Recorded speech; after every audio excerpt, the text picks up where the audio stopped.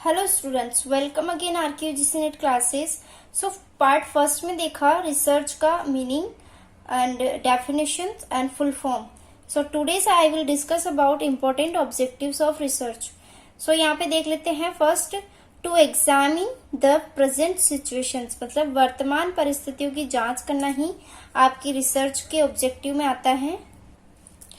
Try to solve the problems, यहाँ पे जो समस्याओं का समाधान करने का प्रयत्न किया जाता है, मतलब आपके पास में रिसर्च करोगे तो अलग अलग स्टेज पे क्या क्या प्रॉब्लम्स आ रही है तो वो यहाँ पे सॉल्व की जाती है ताकि आपका रिसर्च है वो ऑथेंटिकली आए।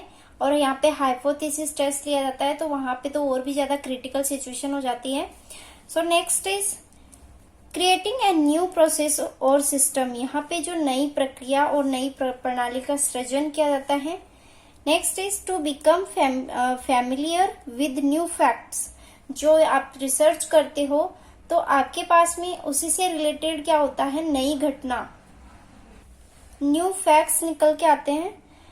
Next is present analysis and review knowledge, मतलब यहाँ पे जो प्रेजेंट आपके वर्तमान में जो विश्लेषण किया है आपने उसका संश्लेषण और समीक्षा करना। Next is characteristics of research, यहाँ पे ये करेक्टरिस्टिक्स मोस्ट इम्पोर्टेंट है।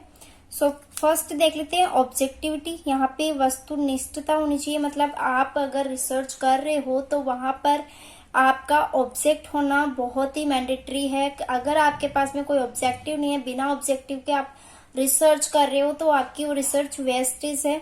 So next is reliability, reliability मतलब विश्वसनीयता, मतलब उसके अंदर रियलिटी होना चाहिए, विश्वास होना चाहिए कि आप विश्वास कर पाओ कि हाँ ऐसा हो सकता है।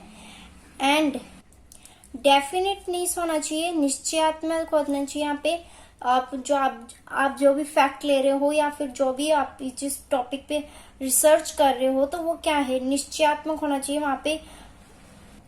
फोर्थ नंबर इज वैधता, कि आपकी लीगल होना चाहिए। लीगल में यहाँ पे देख लेते हैं इंटरनल वैलिडिटी और एक्सटर्नल वैलिडिटी, तो यहाँ पे होता है आंतरिक और बाह्य, मतलब जो भी आपके वो क्या है यहाँ पे इंटरनल और एक्सटर्नल दोनों तरीके से लीगल होना चाहिए। नेक्स्ट इज जनरलाइजेबिलिटी प्रिंसिपल्स, जो यहाँ पे आप प्रिंसिपल्स यूज कर रहे हो, जिन प्रिंसिपल्स को यहाँ पे अप्लाई कर रहे हो तो वह यहाँ पे सामान्यकरण सिद्धांत होना जरूरी होता है, उनका जनरल होना जरूरी होता है। एक क्रिटिकल अगर आप प्रिंसिपल्स बेस पे चल रहे हो तो आपका रिसर्च आप उस पे लास्ट रिजल्ट पे नहीं पहुंच पाओगे। तो यहाँ पे प्रिंसिपल्स का क्या होना जरूरी है, एक सामान्य होना जरूरी है, जनरल होना जरूरी है। Next is experimental research, experimental research में क्या होता है कि आप उसके अंदर अनुभवात्मक अनुसंधान होना चाहिए। ऐसा नहीं कि आप अगर रिसर्च कर रहे हो तो आपको पता ही नहीं कि आप किस टॉपिक पे कर रहे हो, कैसे कर रहे हो। तो यहाँ पे क्या है, एक्सपेरिमेंटल होना चाहिए, आप उस पे एक्सपेरिमेंट करके देखो कि ये रिसर्च आपका सही आ रहा है या फिर गलत आ रहा है। Next is causes and effect, कारण और प्रभाव। कारण और प्रभाव मतलब यहाँ पे रिसर्च के अंदर आपके पास में क्या कॉजेज आ रहे हैं एंड क्या इफेक्ट आ रहा है, तो वो यहाँ पे मैंडेटरी होता है देखना।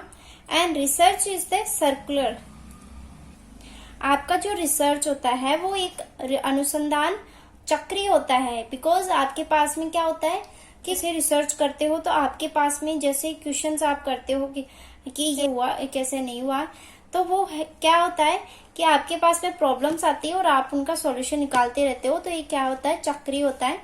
And next is logical, logical मतलब यहाँ पे तार्किक होना जरूरी है, लॉजिक होना जरूरी है, हर चीज में लॉजिक होता है तभी आपका जो रिसर्च हो या फिर एक्सपेरिमेंट हो वो क्या है यहाँ पे ऑथेंटिक होता है।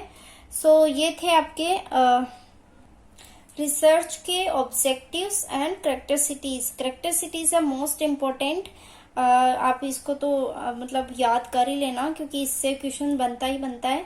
So thank you so much for watching my video. Next part में करेंगे रिसर्च के स्टेप्स, वो तो 100% मोस्ट इम्पोर्टेंट है, उस वीडियो को तो आप देखना ही देखना। So thank you so much my all supporters. अगर आप कोई ऑफिशियल नोटिफिकेशन लेना चाहते हो तो इंस्टाग्राम पेज पे फॉलो कर सकते हो, वहाँ पे लिंक डिस्क्रिप्शंस में